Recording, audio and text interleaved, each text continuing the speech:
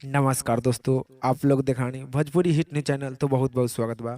तो आप लोग के बता दी कि प्रमोद प्रेमी यादव जी के फिल्म रहे शुभ विवाह। तो शुभ विवाह फिल्म के एक और गाना जो कि एस आर के म्यूजिक के रिलीज रिलीज कर दिया गया है आज सुबह सुबह 6:30 में। जी हाँ वाले जो कि 6:30 में शुभ विवाह फिल्म के एक और गाना रिलीज किया गया, जो कि गाना के नाम पोस्टर स्क्रीन पर देख सकत बा, जो कि शुभ विवाह फिल्म के ये गाना बा, जो कि गाना के नाम बा कसला कोरबा में। गाना के नाम बा कसला कोरबा में, जो कि प्रमोद प्रेमी यादव जी बहुत ही अच्छा, बहुत ही प्यारा आवाज़ में गैले बानी। तो आप लोग भी जाइए एस आर के म्यूजिक के इर्चा पर गाना सुनी और सुनकर कमेंट बॉक्स में बताई कि शुभ विवाह फिल्म के आप लोग के गाना सुनने में कैसा लगा, जो कि प्रमोद प्रेमी यादव जी के फिल्म बा शुभ विवाह। शुभ विवाह फिल्म के गाना आज सुबह सुबह रिलीज किया गया है एस आर के म्यूजिक के इर्चा पर। आप लोग सुनकर कमेंट बॉक्स में जरूर बतलाएं। फिलहाल में इतने, फिर से मिलेंगे नेक्स्ट वीडियो में। जय हिंद, जय भोजपुरी।